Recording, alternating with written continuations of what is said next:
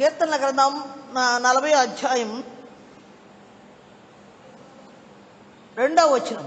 నాశనకరమైన గుంటలో నుండి, జిగటగల దొంగ ఊబిలో నుండి ఆయన నన్ను పైకెత్తెను. నా పాదములు బండ మీద నిలిపి నా అడుగులు స్థిరపరిచెను. అంటే సాతాను ఊబిలో నుంచి, సాతాను చిక్కుల నుంచి, సాతాను బంధకాల నుంచి, సాతాను మనకు కలిగిస్తున్న కీడులో నుంచి మనల్ని విడిపించి క్రీస్తు బండ మీద ఆయన మనల్ని స్థిరపరిచాడు. ఎంతో మందికి లేని భాగ్యం మనకి దేవుడు ఇచ్చాడు. లోకంలో ఎందరికో లేదు ఈ భాగ్యం. ఎప్పుడు తెలుస్తుంది ఇది అంటే మనకి చనిపోయినాక ఫుల్ తెలుస్తుంది. చల్లిపోయినాక అయ్యో ఇంత భాగ్యాన్ని మనం వృధాగా పోగొట్టుకున్నామా, ఇంకెంత లాభం పొందుకునేవాళ్ళం మీ దగ్గర, మనం అనవసరమైన వాటి కొరకు, లోకంలో ఉండేదాని కొరకు వేగిరి పడ్డాం. కానీ దేవుని విషయాలు వేగిరి పడలేకపోయామే, దేవుని విషయాల్లో మరుగుగా ఉన్నాం, దేవుని విషయాలు మనం నిర్లక్ష్యం చేసాం, దేవుణ్ణి మరుగు చేసుకున్నాం. మనం దేవుని చేయాల్సిందంతా మనం భూమి మీద చేస్తే ఎంత బాగుండేది, ఎంత దీవుని పొందుకునేవాళ్ళం, మనం ఎందుకు ఇలా ఉన్నామని, అయ్యో ఇలా ఎంత నష్టపోయామని. మరి దేవుని కొరకు వెల చెల్లించే ప్రాణాలు పెట్టిన భక్తులు, వాళ్ళు పొందుకునే ఘనత, వాళ్ళు దేవుని కొరకు దెబ్బలు తిని అవమానాలు భరించి ప్రాణాలు పెట్టి ఎన్ని త్యాగాలు వచ్చేసిన వారందరూ అక్కడ తీసుకుంటున్న బహుమానాలు, అది శాశ్వత బహుమానాలు కదా, 60-70 సంవత్సరాలు ఉండే బహుమానాలు కదా, అది యుగగాలు ఉండే బహుమానం, ఆశీర్వచనం.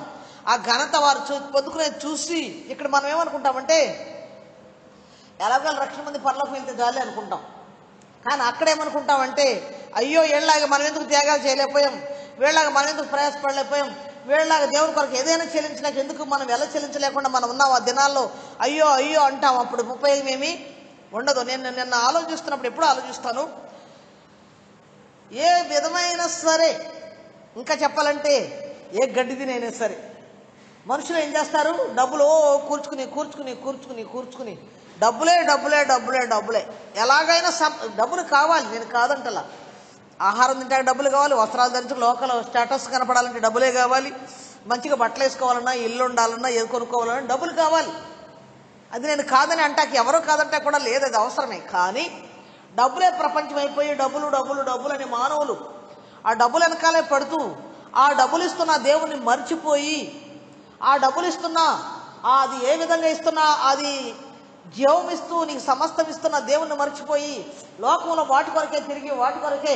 అందుకే చూడండి, ధనాపేక్ష సమస్త కిడులకు మూలం తను తామే పొడుచుకుని సచ్చారని.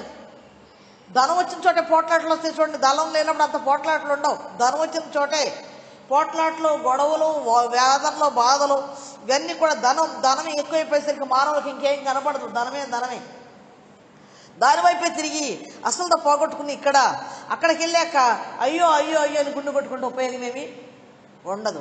అక్కడ కూడా ఫుట్పాత్ మీద ఉండేవాడు ఉంటాడంట, అక్కడ కూడా పని చేసుకునేవాడు ఉంటాడంట, అక్కడ అవసరత లేకపోతే నీ స్థితి ఒక స్థితి అలా ఉంటుందంట. అక్కడ ఘనమైన స్థితి కూడా ఉంటుంది, ఎంతో ఘనమైన స్థితి కూడా. ఇక్కడ ఎలాగుంటారో ఇప్పుడు మనం చూడండి, ఆ దేశంలో చూడాలి, ఈ దేశంలో చూడాలని మనం అనుకుంటాం. ఏదన్నా చూడాలని ఇష్టంగా ఉండే వాళ్ళకి నేను అనుకుంటాను, ఆ దేశంలో, ఆ రాజ్యంలో, ఆ కోటలో మనం చూడాలి, కరెక్టే. మన దేశంలో ప్రెసిడెంట్లు మనం చూసామా? ప్రెసిడెంట్కి ఎంత భూభాగం ఉంటుందో, ఎన్ని తోటలు ఉంటాయో, ఎంత గార్డెన్ ఉంటుందో, ఎన్ని ఉంటాయో, ఆ కోట ఎంత బాగుంటుందో అసలు మనం ఎప్పుడైనా చూసే? మన దేశ ప్రెసిడెంట్ది ఎప్పుడు చూడాల మనం? మన దేశంలోనే మనం చూడాల, ఇక ప్రపంచం ఏం చూస్తాం మనం? కానీ పరలోకంలో శాశ్వతమైన ఆ బహుమానంలో ఆ ఘనమైన స్థాయిలో ఉండేవాళ్ళు ఉంటారు, అట్టడుగులు ఉండేవాళ్ళు కూడా అక్కడ కూడా ఉంటారు. అక్కడే అది శాశ్వతమైంది, ఇది తాత్కాలికమైంది. 60-70 సంవత్సరాలు మా అయితే 100 సంవత్సరాలు, 100 సంవత్సరాలు ఉండా ఇక ఆళ్ళని చిచ్చి అంటమే. ఆ జీవితం వల్ల ఉపయోగం ఏమి? ఇతరుల మీద నేను అనుకుంటాను, అంత పెత్తనం చేస్తాడు భర్త. క్షమించండి, ధ్యానించి నేను ఆలోచించి చెబుతున్నాను. ఎంత పెత్తనం చేస్తాడు భర్త, అసలు అంతా నాదే నీదేం లేదన్నట్టుగా మాట్లాడతాడు, వ్యవహరిస్తాడు. ఇంట్లో ప్రతి క్షణంలో అట్లా వ్యవహరిస్తాడు. వృద్ధులైనప్పుడు వీడు కూడా వృద్ధుడు అవుతాడు, సవరణది వస్తాడు. క్షమించండి, నన్ను మామూలుగా చెప్తాను నేను. కానీ ఆ సమయంలో బిడ్డలో ఎవరో కూడా హెల్ప్ చేయాలి, బిడ్డలే హెల్ప్ చేయాలి. కానీ భర్త కూడా ఉండడం, ఒకవేళ భార్య కూడా ఉండకుండా వీళ్ళకి ఎవరు హెల్ప్? ఇద్దరు ముసలాడు అయిపోతారు. ఎంత ప్రగల్భాలు పలికి, ఎంత ఘనంగా ఉండి, ఎంత అధికారం చెలాయించిన వ్యక్తి కూడా మూలం కూర్చుంటాడు వృద్ధుడైనాక. సహాయం చేసేవాళ్ళు అప్పుడు ఎవరన్నా సహాయం చేస్తారేమో, బిడ్డలు సహాయం చేస్తారేమో అని చూడాలి తల్లిదండ్రులు. అవునా కాదా? అప్పుడు ఎంత ఘనంగా ఉన్న వ్యక్తి ఉండడం, లేదా ఆమె ఉండదు. ఇంత ఘనంగా వేయించబడిన లేఖలు వృద్ధులైపోయి ఉంటారు, సహాయం చేసుకునే వాళ్ళు లేరు. ఎవరన్నా పిల్లలు మొన్న కమ్మ నాతో మాట్లాడితే ఆమె క్యాన్సర్ వచ్చింది, ఆ పెద్ద కొడుకు ముసలాయని చూసుకుంటా అన్నాడు, అమ్మ ఈయనేమో నన్ను చూస్తానంటున్నారు అమ్మ అని చెప్తుంది నాకు. ఇది పరిస్థితి, ఇద్దరు అదే పరిస్థితి. పోనీ ఒకరికొకరు సహాయం చేసుకునే స్టేజ్ కూడా శరీరంలో ఉండదు, ఒకళ్ళు చేద్దామని ఉండదు. దేవుని బిడ్డలారా, ఈ తాత్కాలికమైన దానికి ఇంత అతిశయం, ఇంత గర్వం, ఇంత అహంకారం అవసరమా? అవసరం లేదు. న్యాయంగా అయితే అవసరం లేదు. ముఖ్యంగా పరిశుద్ధులకు అసలు అవసరం లేదు. విశ్వాసులు ఏమన్నారు? నీతో పాలివారు అని చెప్పాడు దేవుడు. విశ్వాస విషయంలో పాలివారు, పరలోకంలో వారసులు. అక్కడ ఈ తారతమ్యాలు అక్కడ ఉండవు. పెద్దోడు చిన్నోడు గొప్పోడు లేనోడు అనే తారతమ్యాలు ఉండవు. దేవుల్లో ప్రయాసపడిన దాన్ని బట్టి అక్కడ ప్రతిఫలం ఉంటుంది. కానీ అక్కడ తారతమ్యాలు ఉంటాయంటే ఉండవు. గమనించినట్లయితే అక్కడ అందుకే పరలోకానికి సంబంధించిన ఘటమని గౌరవంగా ఎంచమని వాక్యం చెప్తుంది. అయితే ఇక్కడ నా వాక్యం అది కాదు. నా వాక్యంలో నేను ఇప్పుడు వస్తున్నాను. జగడగల దొంగవము నుంచి దేవుడు విడిపించి క్రీస్తుని బండ మీద కట్టి, మాస్కులు అంట పెట్టుకోండి. క్రీస్తుని బండ మీద కట్టి దేవుడు క్రీస్తుని బండ మీద మనల్ని నిలబెట్టాడు. అక్కడి నుంచి తీసుకొని వచ్చి ఇక్కడ నిలబెట్టాడు. ఇక మనం మునిగిపోతాం, కూరికిపోతాం అనే భయం లేకుండా పరలోకానికి వారసులుగా క్రీస్తుని బండ మీద ఆయన మన అడుగులు స్థిరపరిచాడు. ఇక్కడ వాక్య భాగంలోకి మనం వచ్చినట్లయితే చూడండి, నా పాయింట్ ఏంటంటే 6వ వచనం నుంచి ఒకసారి చూద్దాం. బలులనైనను నైవేద్యములను నీవు కోరటలేదు, నీవు నాకు చెవులు నిర్మించి ఉన్నావు అన్నాడు. బలులకి నువ్వు చెవులకి సంబంధం ఏంటి అసలు? ఇక్కడ చూడండి, బలులనైనను నైవేద్యములను నువ్వు కోరటలేదు, నీవు నాకు చెవులు నిర్మించి ఉన్నావు. దహన బలునైనను పాప పరిహార బలునైనా నువ్వు తెమ్మనలేదు. అప్పుడు పుస్తకపు చుట్టలు నన్ను గూర్చి వ్రాయబడిన ప్రకారం నేను వచ్చి ఉన్నాను. నా దేవా, నీ చిత్తము నువ్వు నెరవేర్చుట నాకు సంతోషము, నీ ధర్మశాస్త్రం నా ఆంతర్యములో ఉన్నది అంటున్నాడు. ఇక్కడ మనం చూసినట్లయితే లేవీ కాండంలో మనం చూస్తే బలులు తెమ్మని దేవుడే చెప్పాడు, చెప్పలేదా? దహన బలి తెమ్మని, నైవేద్య బలి తెమ్మని, పాప పరిహారార్థ బలి తెమ్మని, అపరాధ పరిహారార్థ బలి తెమ్మని, సమాధాన బలి తెమ్మని 5 రకాల బలులు చెప్పాడు. నైవేద్య బలి అంటే అది పిండి వంటలతో చేసేది, దాన్ని కూడా బలి అన్నారు. గోధుమ పిండితో ఇలా చేయాలని దేవుడు చెప్పాడు. చెప్పినప్పుడు ఇక్కడ ఏమంటున్నాడు? బలులైన నైవేద్యం లేని కోరట్లేదు అంటున్నాడు. మళ్ళీ నీవు కోరట్లేదు అంటున్నాడు. అక్కడేమన్నాడు? తెమ్మన్నాడు. ఆయనే ప్రత్యక్ష గుడారం నిర్మించిన తర్వాత, మోషతో చెప్పిన తర్వాత దేవుడు ఏం చెప్పాడు? లేవీ కాండమంతా మీరు చూస్తే స్టార్టింగ్లోనే ఉంటుంది. దహన బలి తెస్తే ఎడ్లో నుంచి తేవాలి, గొర్రెల నుంచి తేవాలి, మేకల నుంచి తేవాలి, పక్షులు తేవాలి. మరి నైవేద్యం ఎలా చేయాలని మొదటి బలి దహన బలి, రెండో బలి నైవేద్య బలి, ఇలాగ బలులు ఉన్నాయి. 5 బలులు ఉన్నాయి. ఇవి తెమ్మని దేవుడే చెప్పాడు. ఇక్కడ అంటాడు, బలులైన నైవేద్యములను నీవు కోరటలేదు, నీవు నాకు చెవులు నిర్మించి ఉన్నావు అంటున్నాడు. ఇక్కడ యేసుక్రీస్తు గురించి చెప్పబడింది. బలు నైవేద్యాలు అవసరం లేదు, నువ్వు నాకు చెవులు నిర్మించావు అంటే చెవులు ఎందుకు? నీ మాట వింటానికి. చెవులు ఎందుకు? నీకు విధేయత చూపడానికి. దాసును కలిగిన హృదయం నాకు ఏమని ఒక చోట వాక్యం ఉంటుంది. దాసును కలిగిన హృదయం నాకు ఇచ్చాడు ఆయన, దాసును గల చెవులు నాకు ఇచ్చాడు ఆయన అంటాడు. దాసును గల హృదయం అంటే అటు చెవులు అంటే తండ్రి ఆజ్ఞాపించిన దాన్ని వినే చెవులు. తండ్రి ఏదో ఆజ్ఞాపించాడో దాన్ని వినే చెవులు నువ్వు నాకు నిర్మించావు అంటున్నాడు. యేసుక్రీస్తుకి అంత క్రితం అక్కడ తండ్రి దగ్గర ఉన్నప్పుడు తండ్రిలో ఉన్న ఒక అంశం బయటకు వచ్చింది. తండ్రిలో ఉన్న ఒక వాక్యమైన, తండ్రి నోటి నుంచి వచ్చే ఒక వాక్కైన కుమారుడు శరీరధారి అయి మన దగ్గరకు వచ్చాడు, భూమిలోకి వచ్చాడు. అయితే ఇక్కడికి వచ్చినప్పుడు ఆయన చెవులు నిర్మించాడు.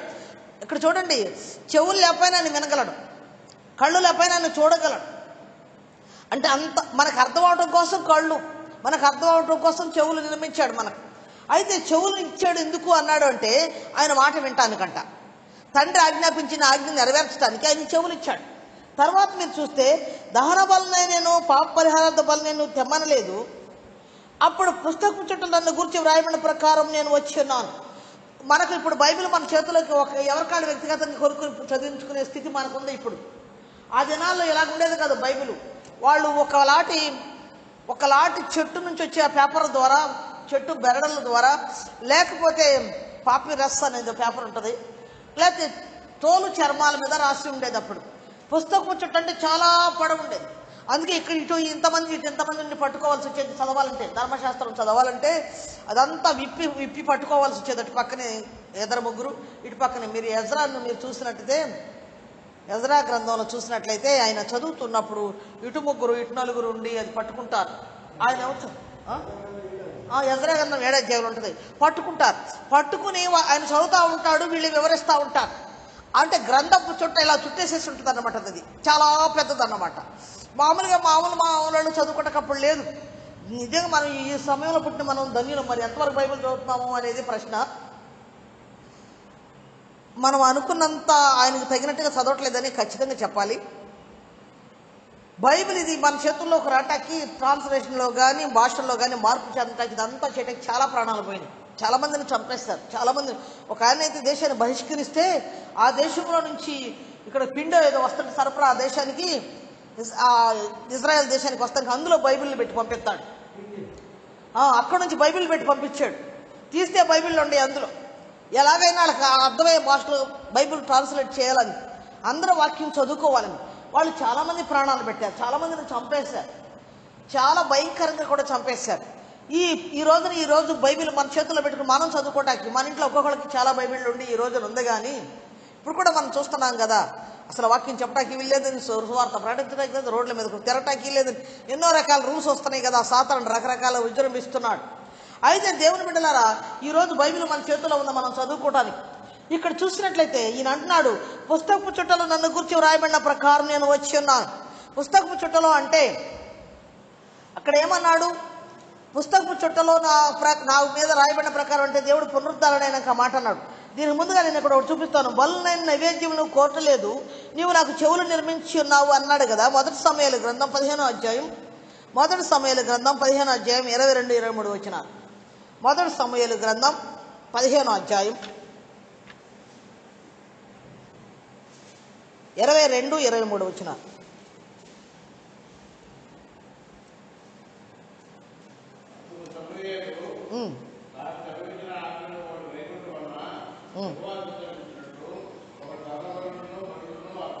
అందుకు సమూయేలు తాను సెలవిచ్చిన ఆజ్ఞను ఒకడు గైకొనట వలన యెహోవా సంతోషించినట్లు ఒకడు దహన బలులను అర్పించడం వలన సంతోషించునా? ఆయన సంతోషించునా? ఆలోచించుము. బలు అర్పించడం కంటే ఆజ్ఞను గైకొనటయు పొట్టేళ్ల కొరకు అర్పించడం మాట వింటయు శ్రేష్టము. తిరుగుబాటు చేయుట సోది చెప్పుటను పాపముతో సమానము. మూర్ఖతను అగ్గపరచుట మాయ విగ్రహములను గృహదేవతలను పూజించడంతో సమానం అని ఇక్కడ చెప్తున్నాడు. చూడండి, తిరుగుబాటు చేయటం ఏంటంట? ఏదన్నా సేవకుడు గద్దించినప్పుడు తిరుగుబాటు చేస్తుంటే అర్థం ఏంటంట? ఏమనుంది ఇక్కడ వాక్యంలో చెప్పండి? ఏ పాపంతో సమానం? తిరుగుబాటు చేయటం ఏ పాపంతో సమానం? సోది చెప్పే పాపంతో సమానం. అంటే తిరుగుబాటు చేయటం సోది చెప్పే పాపంతో సమానం. ఇంకా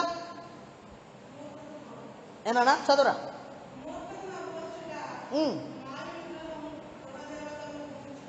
మూర్ఖతని మాట అయినా కూడా మూర్ఖతను అగుపరిస్తే మాయా విగ్రహాలని గృహదేవతలను పూజించండి విగ్రహారాధనతో సమానం.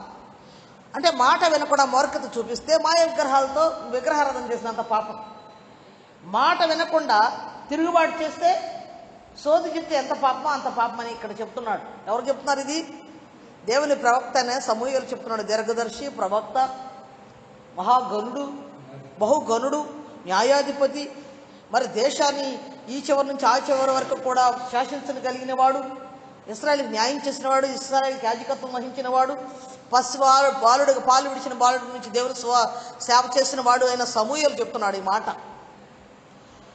ఇక్కడ ఏమంటున్నాడు? సమూయేలు వచ్చి తాను సెలవిచ్చిన ఆజ్ఞను ఒకడు గైకొనట వలన యెహోవా సంతోషిస్తాడంట. ఆయన సెలవిచ్చిన ఆజ్ఞ గైకొంటేనే దేవుడు సంతోషిస్తాడంట.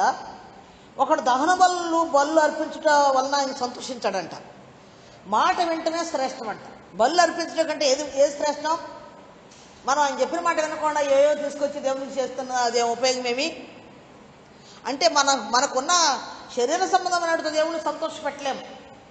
దేవునికి కావాల్సింది ఏంటి? మాట వినటం, విధేయత చూపటం, లోబడటం, ఆయన చెప్పిన మాటే చెప్పినట్టుగా అంగీకరించటం, ఆ ప్రకారం మనం నడుచుకోవటం దేవుడు కోరుకుంటున్నాడు.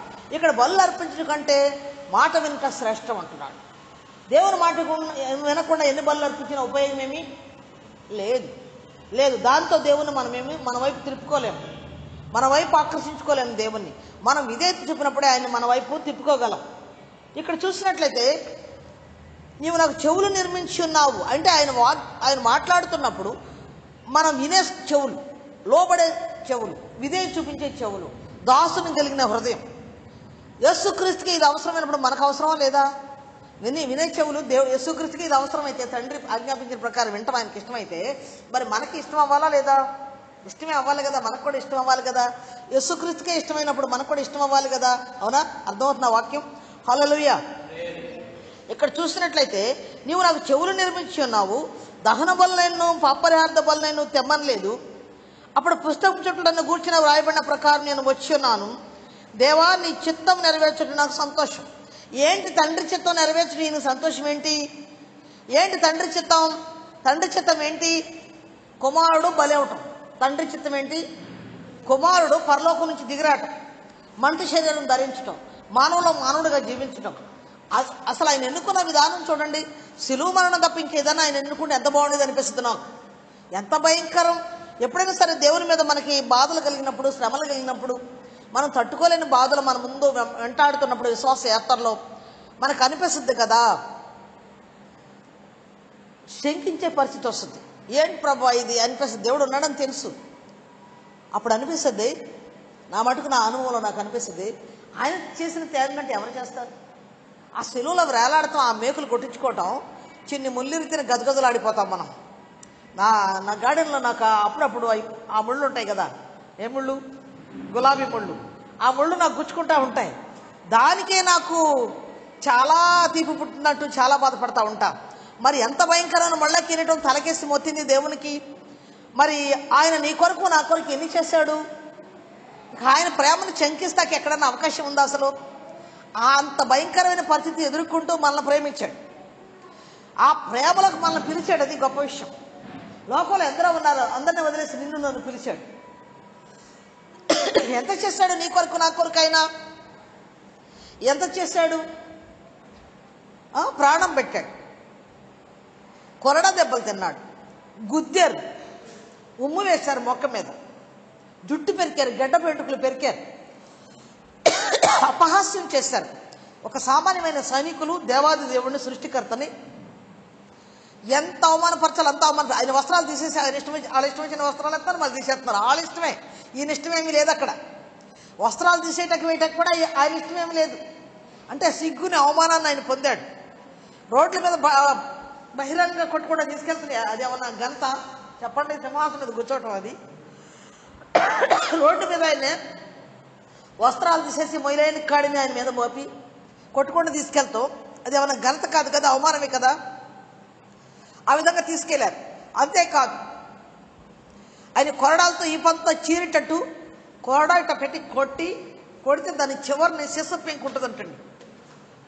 ఇలా దిగిపోయినప్పుడు ఇలా లాగుతారనమాట, చీల్చుకొస్తుంది. అందుకే సాళ్ల వల్లే దున్నబడింది ఆయన శరీరం అని రాయబడింది. సాళ్ల వల్లే దున్నబడింది అంటే అర్థం ఏంటి? అర్థం ఏంటంటే చీల్చేశారు, ఈ పంత చీల్చేశారు. మరి ఈ పంత కొడ దెబ్బలు తిన్నాడు. మరి మొయిలేని కడిని ఆయన మీద మోపి తీసుకెళ్లారు. తీసుకెళ్ళిన తర్వాత ఆయన మేకులతో, ఊహించండి అది ఎంత మేక అయి ఉంటుందో మీరు ఊహించండి. ఆ మేకులతో ఆయన చేతుల నుంచి చెక్కలకు దిగాలి. 2 పాదాలతో అయితే ఇంకా ఘోరం. 2 పాదాలు ఒకదాని మీద ఒకటి పెట్టారు. ఎంతలో మేక అయి ఉండాలి మీరు ఊహించండి. 2 పాదాలు ఒకదాని మీద ఒకటి పెట్టి అక్కడ బంధించడం మామూలు విషయం కాదు. ఆయన పడిన బాధ మామూలు బాధ కాదు. అసలు మన ఊహకి, మానవ హృదయానికి అందని బాధ ఆయన శ్రమలో పడిన, ఆయన సిలువలో పడిన బాధ. ఆ భయంకరమైన బాధలో ఆయన్ని మేకులతో కొట్టి ఆ సిలువుని లేపి ఆ గుంటలో దించుతారు. ఆ లేపి దాన్ని లాగి గుంటలో దించినప్పుడు ఆయన శరీరం అంతా ఏమవుద్ది? అట్లా కదిలించబడద్దు కదా. ఆ భయంకరంగా ఆయన శరీరంలో ఎక్కడ చూసిన రక్తమే. నాకు ఒకరోజు ఒక దర్శనం చూపించాడు ప్రభు. సిలువ వేయట్లేదు కానీ సిలువుకు ముందు చూపించాడు నాకు. సిలువుకు ముందు ఎలా ఉందంటే ప్రభు అక్కడ మరీ కూడా కనపడింది నాకు. మార్టిన్ లూథర్ కూడా 2 సార్లు కనపడ్డాడు నాకు. అయితే అక్కడ ప్రభువుని హింసిస్తున్నారు. ఆయన శరీరం మీద ఒక టవల్ లాంటిది తీసుకొచ్చి మార్టిన్ లూథర్ కప్పాడు దాన్ని.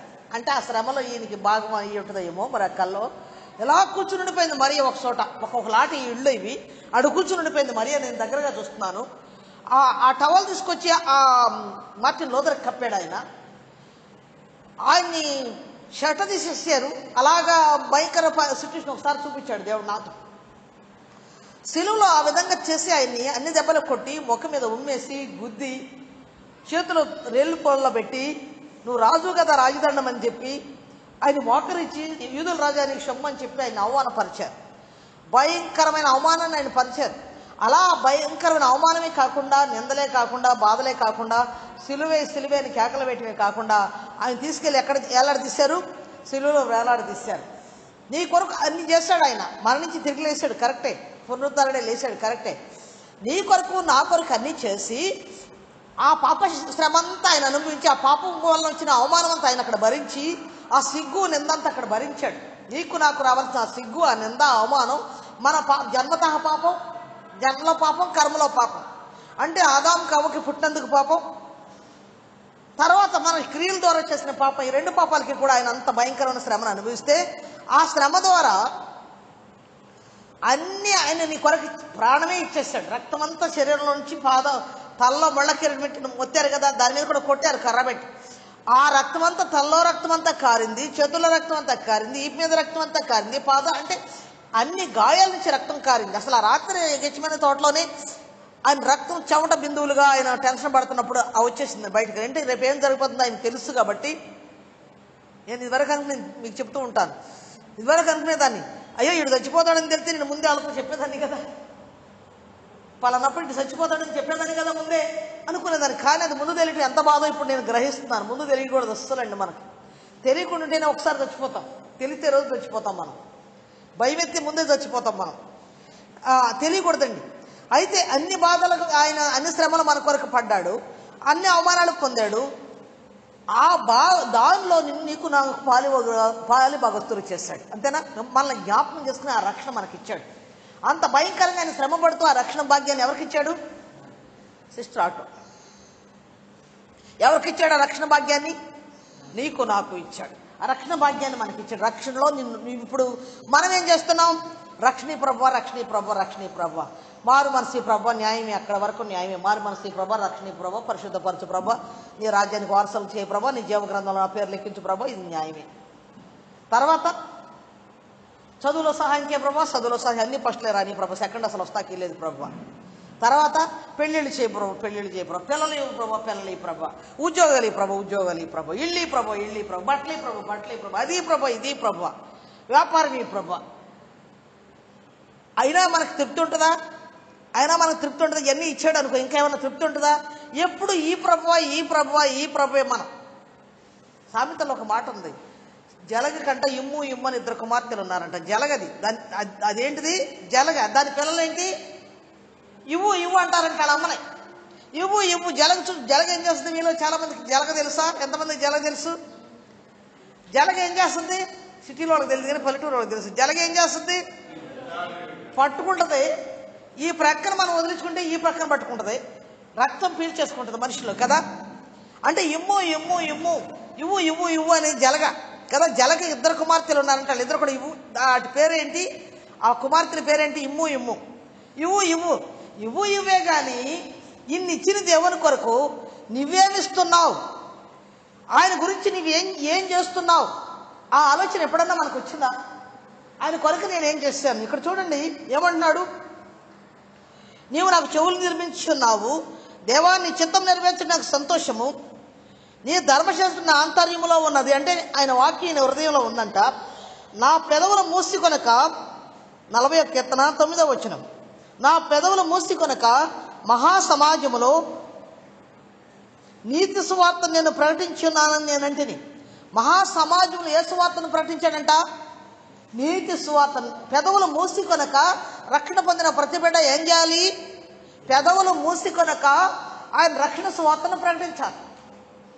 నువ్వు వెలగాలి, అనేకులు వెలిగించాలి, నీ వెలుగున అనేకులకి ప్రసరింపచేయాలి. అందుకే నిన్ను రక్షించుకున్నాడు దేవుడు. బాప్తిస్మ యోహాను గురించి రాయబడింది, ఆయన ప్రకాశించు దీపమై ఉన్నాడంట. ప్రకాశించు దీపమై ఉన్నాడు. కొన్ని రోజులు ఆయన నీడకి వెళ్ళారు మీరు, ఆయన వెలుగుకి వెళ్ళారు కొన్ని రోజులు అంటాడు ప్రభు. ఆయన ప్రకాశించి వెలుగుతూ ప్రకాశించు దీపమై ఉన్నాడంట బాప్తిస్మ యోహాను. యేసుక్రీస్తు కంటే 6 నెలలే పెద్దవాడు బాప్తిస్మ యోహాను. 6 నెలలే ఆయన పరిచయం చేశాడు. ఆయన కొత్త నిబంధనకి పాత నిబంధనకి వారధిగా మధ్యలో ఉన్నాడు ఆయన. వస్త్రాలేమో పాత నిబంధన ఏలియాలాగానే వేసుకున్నాడు, ఒంటి చర్మం ధరించుకున్నాడు, తోలు బెల్ట్ పెట్టుకున్నాడు, మిడతలు అడవి తేనే ఆహారం. ఏలియాలాగానే ఉన్నాడు కదా. ఏలియా ఇక్కడ గొంగళ ధరించేవాడు కదా. ఏలియా కూడా ఏలియా ఆత్మ, ఏలియా శక్తి అని దేవుడు చెప్పాడు. ఆయన 6 నెలలే పరిచయం చేశాడు. యేసుక్రీస్తు గురించి ఆయన ప్రచురపరచడానికి వచ్చాడు. ముందు మార్గం సరళం చేయడానికి వచ్చాడు. ప్రజలు ఆయన వైపు తిప్పడానికి వచ్చాడు. ఆయన దేవుడు ఏమన్నాడో తెలుసా? స్త్రీలు కన్న వారిలో యోహాను కంటే గొప్పవాడు ఎవడో లేడన్నాడు. స్త్రీ అంటే ఎందరో ప్రాణాలు పెట్టిన వాళ్ళు ఉన్నారు. ఒక వీడియో ఉంది నా దగ్గర, పాస్టర్ గారి ఫోన్లో ఉంది, నేను డిలీట్ చేసేసుకున్నాను, నేను చూడలేక. ఈ రీసెంట్గానే విశ్వాసాల్ని లేకపోతే సువార్తకి వెళ్ళిన వాళ్ళని తొక్కి తొక్కి తొక్కి చచ్చిపోయిన వాడు, చచ్చిపోయినా సరే నేలకేసి తల కొట్టి కొట్టి కొట్టి మీదకి తొక్కి అట్లా అక్కడ పడిపోయి శవం తర్వాత వీళ్ళు శవాలు తెచ్చుకోవటమే. మరి సువార్త కొరకు వారు ఆ విధంగా బలి అయిపోతూ ఉంటే బాప్తిస్మం ఇచ్చే యోహాను అలాగ ప్రకాశిస్తూ ఉన్నాడు. నువ్వు ప్రకాశిస్తూ ఇతరులను ప్రకాశింప చేయటానికి అసలు నిన్ను ఎన్నుకున్నాడు దేవుడు. నీకు ఇళ్ళు ఎత్తాకి, పొలాలు ఎత్తాకి, ఉద్యోగాన్ని ఆశీర్వదిస్తే, వ్యాపారాన్ని ఆశీర్వదిస్తాకి, బిడ్డలను ఆశీర్వదిస్తానికి, నీకు అన్నీ ఇస్తానికి, పెళ్ళిళ్ళు చేయటానికి, ఉద్యోగాలు ఇవ్వటానికి, లేకపోతే పిల్లలు పుట్టడానికి, లేకపోతే నీకు కావాల్సింది ఇందుకే కాదు దేవుడు నిన్ను అడిగేది. దేవుని కొరకు నీవేం చేస్తున్నావు? నిన్ను వెలిగించింది. ఎందుకంటే అనేకులు వెలిగిలేని వారు లోకంలో ఉన్నారు, అనేకులు నశించిపోతున్న వారు లోకంలో ఉన్నారు, అనేకులు ఇంకా చీకట్లోనే మ్రగ్గుతూ నరకానికి ప్రయాణం కడుతున్నారు, రోజుకి ఎంతోమంది చచ్చిపోతున్నారు. నీ చిత్తము చేయడం నాకు సంతోషం అంటున్నాడు. ఇక్కడ ఏమంటున్నాడు చూడండి. నా పెదవులు మూసి కనుక మహాసమాజం నీతి సువార్త నేను ప్రకటించున్నాను నేనంటేని, యెహోవాది నీకు తెలిసే ఉన్నది. నీ నీతిని నా హృదయంలో ఉంచుకొని నేను ఊరకుండలేదు. నీ సత్యం, నీ రక్షణ నేను వెల్లడి చేసి ఉన్నాను. నీ కృపను, నీ సత్యం మహాసమాజం తెలుపుక నేను ఊరక, నేను వాటికి మరుగు చేయలేదు అంటున్నాడు. ఆయన సువార్తను ప్రకటించడానికి మరుగు చేయకుండా ఆయన నోరు విప్పాడంట. అందుకొరకు ఆయన వచ్చాడంట. ఇన్ని శ్రమలు పడి నీ కొరకు ఇన్ని ఇస్తే, ఇన్ని ఇచ్చి నీకు రక్షణ ఇచ్చాడు. పో, నీకు ఉద్యోగాలు ఇవ్వట్లేదా? ఇచ్చాడుగా. నీకు జీవనోపాధి ఇవ్వలేదు? ఇచ్చాడుగా. నీకు ఆహారం ఇవ్వట్లేదా? ఇచ్చాడుగా. నీకు వస్త్రాలు ఇవ్వలేదు? ఇచ్చాడుగా. నీకు ఇల్లు కూడా ఇస్తున్నాడుగా. నీకు అన్నీ ఇస్తున్నాడుగా. అసలు ఏమి ఇవ్వలేదు, నీకు అన్నీ ఇచ్చాడుగా. నీకు మనశ్శాంతి లేకుండా వస్తే నీకు మనశ్శాంతి ఇచ్చాడుగా. నీకు కావాల్సిన కొదువులు తీర్చాడు కదా.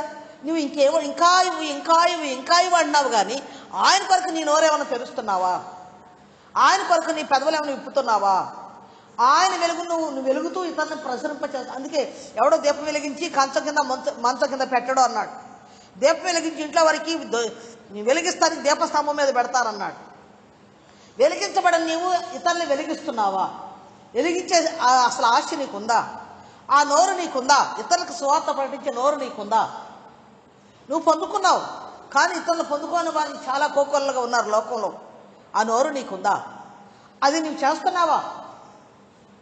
అందుకు ఉపయోగిస్తున్నావా నీ నోరుని? బంధువుల దగ్గరికి వెళ్తా, వాళ్ళ దగ్గర వెళ్తా ఉంటాం. ఏం మాట్లాడుతున్నావు వెళ్ళినప్పుడు? దేవుని గురించి మాట్లాడుతున్నావా? ఏదో అసుకు లోకస్తులాగా మాట్లాడేస్తున్నావా? ఏం మాట్లాడుతున్నావు దేవుని బంధువుల దగ్గరికి వెళ్ళినప్పుడు? అవన్నీ సాక్ష్యమే రేపు దేవుడి దగ్గర. నువ్వు వెలిగిస్తున్నావా? అనేకులు నువ్వు వెలిగించబడ్డావు, నువ్వు పొందుకున్నావు. దేవుడి దగ్గర తప్పు కాదు, ఆయన ఇస్తాడు. ఆయన ఇస్తాడు, తండ్రి కాబట్టి ఆయన మనకి ఇస్తాడు ఏం కావాలో. కానీ ఆయన కొరకు నీ నోరు ఓడబడుతుందా? నీవు పొందుకున్నది ఇతరులకు ప్రకటించే నోరు నీకుందా? ఇక్కడ అన్నాడు, ఆయన పెదవులు మూసుకొనక ఆయన ఇతరులకు ప్రకటించాడట ఆయన సువార్తను. యేసు క్రీస్తుకే వినే చెవులు కలిగి ఉన్నాడంట. పుస్తకపు చుట్టూ నన్ను గురించి వ్రాయబడింది నెరవేర్చడానికి నేను వచ్చాను. నీ చిత్తం అంటే దహన బలి ఈయనే, నైవేద్య బలి ఈయనే, పాప పరిహారార్థ బలి ఈయనే, అపరాధ పరిహారార్థ బలి ఈయనే, సమాధాన బలి ఈయనే. ఆ బలులన్నీ నెరవేర్చి ఈయన వచ్చాడు. అందుకే నువ్వు బలిని కోరలేదు అన్నది. అందుకే ఆ బలిని కాదు నీకు కావాల్సి, నేనే బలి అవ్వాల్సింది, అందుకే వచ్చానంటాడు. చూడండి, లూకా సువార్త 24వ అధ్యాయం, లూకా సువార్త 24వ అధ్యాయం 25 నుంచి 27 వరకు. లూకా సువార్త 24వ అధ్యాయం 25 నుంచి 27 వరకు చదవండి రా టాటా తీసి.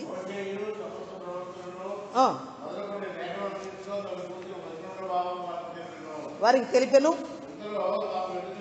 అది అది చాలమ్మా. 44వ వచనం కూడా చదువు.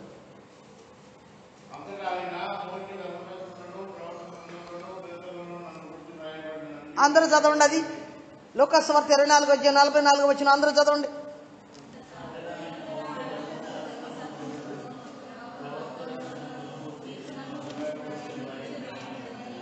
అమ్మాయి మార్గంలో క్రీస్తు పునరుద్ధరణ లేచిన తర్వాత అమ్మాయి మార్గంలో వెళుతున్న శిష్యులతో ఈ మాట చెప్తున్నాడు. కీర్తనలోను సమస్త గ్రంథాల్లో ప్రవక్తల వచనాల్లో నా గురించి రాయబడి అన్ని నెరవేరి నేను వాళ్ళతో చెప్పినట్లుగా చూస్తున్నాం. శిష్యులతో కూడా చెప్పాడు. ఇక్కడ శిష్యులతో ప్రత్యక్షమై చెప్పాడు. అక్కడేమి ఇందాక అమ్మాయి మార్గంలో ఇద్దరు శిష్యులు వెళుతుంటే ప్రభు పునరుద్ధరణ లేచి వారితో ఆ మాట చెప్పాడు. ఆయన లేఖనాల ప్రకారం సమస్తం నెరవేర్చాడు. మరి మనకు అన్నీ ఇచ్చాడు. మందిరానికి వచ్చాక ఎన్నో మేలు మనం పొందుకున్నాం. ఆయన గురించి ప్రచురిస్తున్నామా? ఇతరులకు మనం ప్రకటిస్తున్నామా? మన బంధువులందరూ రక్షణ పొందారా? మన ఇరుగు పొరుగు వాళ్ళందరూ రక్షణ పొందారా? మనల్ని ఎక్కడెక్కడ పెడుతున్నాడు వాళ్ళందరికీ అసలు ఎప్పుడైనా వాళ్ళకి దేవుని గురించి మాట్లాడేవా? నువ్వు మాట్లాడే నోరు నీకు అసలు ఉందా? లేకపోతే నువ్వు వెలగట్లేదని అన్నమాట. నువ్వు వెలిగినా నువ్వు పాతి పెడుతున్నావు, కొంచెం కింద మంచం కింద పెడుతున్నావు నువ్వు వెలిగిన దాన్ని, కానీ నువ్వు ప్రచురపరచట్లేదు. దేవుడు నన్ను ఎన్నుకున్నది ఎందుకు? ప్రచురపరచడానికి, నీవు స్వార్థ ప్రకటించడానికే నన్ను ఎన్నుకున్నది. నువ్వు పొందుకున్నది ఏదో ఇతరులకు చెప్పడానికి, నువ్వు పొందుకున్న మేళ్ళు ఇతరులకు చెప్పడానికే. దేవుళ్ళు జరిగే గొప్ప కార్యాలు, అద్భుత కార్యాలు, మహత్కార్యాలు, సూచిక్రియలు ఎన్ని జరుగుతున్నాయో ఇతరులకు ప్రకటించడానికే దేవుడు నన్ను ఎన్నుకున్నాడు. ఎంతసేపు ఇవ్వు ప్రభు, ఇంకా ఇవ్వు, ఇంకా ఇవ్వు, ఇంకా ఇవ్వు, ఇంకా ఇవ్వు, ఇంకా ఇవ్వు కాదు. నువ్వేమిస్తున్నావు దేవుని కొరకు? నువ్వేం చేస్తున్నావు? ఎన్ని సంవత్సరాలు? ఒక్కొక్క భక్తులు చెప్తున్నారండి ఎలా తిడుతున్నారో సువార్త ప్రకటించమని చెప్పడానికి ఎలా తిడుతున్నారు. నేను పాస్టర్ గారు చూపించి అన్నాను, ఎలా అయితే మన చర్చలు ఎవరైనా వస్తారా అన్నాను. ఒక భక్తుడు చెప్తున్నాడు, ఒక్కొక్కడే 100 కేజీలు దువ్వుతాడు. తింటమే తక్కువ తింటే కదా, నోరు మూసుకుని తింటున్నారు. వెళ్ళి సువార్త చెప్పరు, ఎవరికే చెప్పరు. ఒక్కోడే 100 కేజీలు దువ్వుతాడని ఒక ఆకారం బాగానే ఒక అబ్బాయిని తీసుకొచ్చి చూపించి, వీడు నాకు ఇదిగో ఈ చిన్నవాడు నా సువార్త సేవలు వికారంగా ఉన్నాడు, తెత్తునున్నాడు. నాకు టెంట వేయటం వీటన్నిటిలో మీరందరూ నీళ్ళ కూర్చోటి టెంట వేయటం అన్నిటికీ పిలిస్తే చాలు పరిగెత్తుకొచ్చి సమర్పించుకుని సువార్త పని చేస్తాడు. ఎంతో సహాయపడతాడు సువార్తలో. మీరు ఒక్కొక్కడే ఉన్నారు, 100 కేజీలు దూతాడు ఒక్కొక్కడే. మీలో ఎవరన్నా సువార్త పనిలో ఉన్నారా? నోరు తెరిచి చెప్పండి. తిడుతున్నాడు, భయంకరంగా తిడుతున్నాడు. నేను చెప్పాను పాస్టర్ గారికి చూపించి, ఏమండి ఇలా తిడితే మన వాళ్ళు వస్తారా చర్చికి? అసలు 2వ వారం మళ్ళీ వస్తారని చూస్తామా ఎదురు? నేను చెప్పానండి. తిడుతున్నారు, భయంకరంగా తిడుతున్నారు. సువార్త ప్రకటించడానికే నన్ను ఎన్నుకున్నది దేవుడు. నన్ను రక్షించుకున్నది ఎందుకంటే ఆయన రక్తంలో నీకు నాకు వెల చెల్లించింది. ఎందుకంటే విమోచన క్రయధనంగా తన రక్తం ఇచ్చి కొన్నాడు నన్ను. మామూలుది కొనలేదు. ప్రాణానికి ఆధారం ఏంటిది? రక్తం. ఆ రక్తం ఎక్కడిది? దేవాది దేవుడు రక్తం. ఆ రక్తం ఇచ్చి నన్ను కొన్నాడు. రక్షణ పొందేవంటే అర్థం ఉచితంగా ఏం పొందలా, ఆయన రక్తం ఇచ్చి మనల్ని కొన్నాడు. ఆ రక్తంలో విశ్వాసం ఉంచినప్పుడు మాత్రమే మనం దేవునిలోకి వచ్చాం. కానీ నీవు నేను పెదవులు మూసుకొనక దేవుని స్వార్థ ప్రకటిస్తున్నామా? నీ వెలుగును బయట వారికి ప్రసరింపచేస్తున్నావు. అసలు నువ్వు వెలుగుతున్నావు ముందు? నువ్వు వెలుగుగా ఉన్నావు అసలు ముందు? ఇతరులకు నీ వెలుగును ప్రసరింపచేస్తున్నావా? ఇప్పుడు చనిపోతే పరలోకం వెళ్ళే స్థితి నీకుందా? మెయిన్గా ప్రతి విశ్వాసి ప్రతిరోజు గ్రహించుకోవాల్సింది ఏంటంటే, ఇప్పుడు చచ్చిపోతే పరలోకం వెళతానా? ఇప్పుడు చచ్చిపోతే పరలోకం వెళతానా? ఏమన్నా అడ్డు ఉందా నీకు? దేవుడికి నాకు అడ్డు ఏమైనా ఉందా? పరలోకం వెళ్తాను చచ్చిపోకూడదని రూల్ ఉందా? ఫలానా రోజు ఇన్ని సంవత్సరాలు, ఇన్ని నెలలు, 99 సంవత్సరాలు 3 నెలలు చచ్చిపోవాలని ఉందా బ్రదరు? ఉందా? ఇన్ని సంవత్సరాలకి ఇన్ని నెలలు చచ్చిపోవాలని రూల్ లేదు కదా. కంపల్సరీ వృద్ధాప్య వచ్చిన చచ్చిపోవాలని రూల్ లేదు కదా. ఎప్పుడైనా చచ్చిపోవచ్చు కాబట్టి రెడీగా ఉన్నామా? ఇప్పుడు చచ్చిపోతే పరలోకం వెళ్తాం, లేకపోతే ఇప్పుడు ప్రభు వస్తే మనం ఎదుర్కోగలవా? ఒకటి చూసుకోవాలి. రెండవది, నీవు దేవునికి ఏమైనా ఉపయోగపడుతున్నావా? నిన్ను రక్షించుకున్నందుకు నువ్వేమన్నా వెలుగుగా ఉండి ఇతరులు వెలిగిస్తున్నావా? పరిశోధించుకుందాం. ఇవ్వు ప్రభు కాదు. చెప్పే కదా, జలకి 2 కుమార్తెలు ఉన్నారు. ఇమ్మని 2 కుమార్తెలు ఉన్నారంట. వాళ్ళ పేరేంటి? ఇమ్ము. వాళ్ళ పేరేంటి? ఇమ్ము. సామెతలో ఉంటుంది ఆ మాట. జలకి 2 కుమార్తెలు ఉన్నారంట. ఇమ్ము. ఎప్పుడు ఇవ్వు ఇవ్వే. నేనేం ఇవ్వాలి ఆయన కొరకు? నేనేం చేయాలి ఆయన కొరకు? నాకు నోరిచ్చాడు, నేనేం చేయాలి? నాకు రక్షణ ఇచ్చాడు, నేనేం చేయాలి? నాకు అన్నీ ఇచ్చాడు, నేనేం చేయాలి?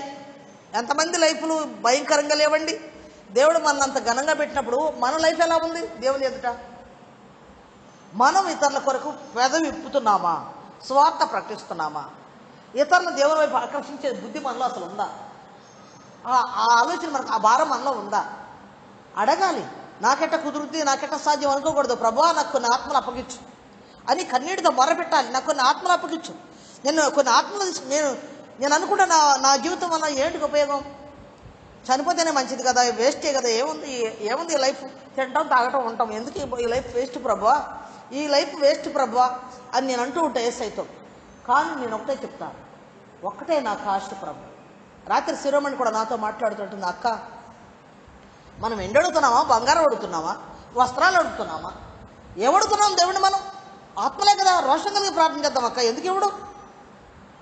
అదే సేమ్ నేను అంటున్నాను చెల్లి, నేను ఎప్పుడు అది అంటున్నామా?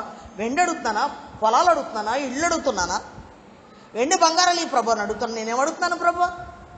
నేను కొన్ని ఆత్మలు నా కొరకు, నేను ఆత్మను పట్టుకుని నీ వద్దకు రావాలి. అమ్మా ఎంత సంపాదించావు, అయ్యా ఎంత సంపాదించావు బిజినెస్లో, ఎంత నిల్వ చేసి వచ్చావు అని దేవుడు అడగడు. ఏమడుగుతాడు? ఎన్ని ఆత్మలు తీసుకొచ్చావు నా కొరకు? ఎన్నాళ్ళైంది నువ్వు రక్షణ పొంది? ఎన్ని ఆత్మలు తీసుకొచ్చావు నా కొరకు? నా కుమార్తె ఎన్ని ఆత్మలు తీసుకొచ్చావు నా కొరకు? ఆత్మల గురించిన భారం అసలు నీలో ఉందా అని దేవుడు అడుగుతాడు. ఒకటే అడుగుతాడు దేవుడు మనల్ని. ఆత్మలు ఎన్ని తీసుకొచ్చావు నా కొరకు, ఏం తీసుకొచ్చావు అంటాడు దేవుడు. ఆయన కొరకు మనం ఏం తీసుకెళ్ళగలం? పాలన వండి తీసుకెళ్ళగలమా? బిర్యానీ చేసి తీసుకెళ్ళగలమా? ఆయన కొరకు మనం ఏం తీసుకొచ్చావు నా కొరకు అని దేవుడు నిన్ను నన్ను లెక్క అడుగుతాడు. కాబట్టి దేవుని బిడ్డలైన వారు మనం గమనించుకుని, ఇమ్ము కాదు కానీ నీ కొరకు నేనేమి ఇవ్వాలి ప్రభా, ఏం తీసుకుని నీ వద్దకు రావాలి, ఏం తీసుకుని ఆయన వద్దకు రావాలి. దేవుడిని ఇమ్మని అడగటం నేను తప్పంటలేదు, ఇస్తాడు. మీకు తెలుసు మన చర్చలో ఎన్ని ఇచ్చాడో కూడా మీకు తెలుసు, ఎలా ఇచ్చాడో కూడా మీకు తెలుసు.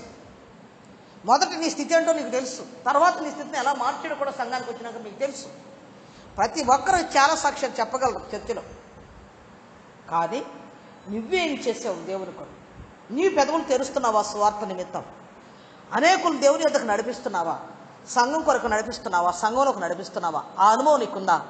దేవుడు ఈరోజు నీతో నాతో మాట్లాడుతున్నాడు. నీ కొరకు ఏమేమి చేస్తాడు ఇంకా నేను వర్ణించలేను. సెలువుది ఇంకా నేను వర్ణించలేను, నేను వర్ణించలేడు. అంత కార్యం దేవుడు చేస్తాడు. నీ కొరకు అన్నీ చేశాడు. ఆ రక్షణలోకి నిన్ను పిలిచాడు. లోకలు ఎందరినో పిలిస్తే వస్తారు వాళ్ళు, వాళ్ళని పిలవాలి, నిన్ను పిలిచాడు. ఎందుకు పిలిచాడు? నిన్ను నన్ను నమ్మాడు దేవుడు. మీరు వెళ్ళి ఆయన స్వార్థ ప్రకటిస్తారని నమ్మాడు దేవుడు. కానీ నీవు నేనేం చేస్తున్నావు? మనం పరిశోధన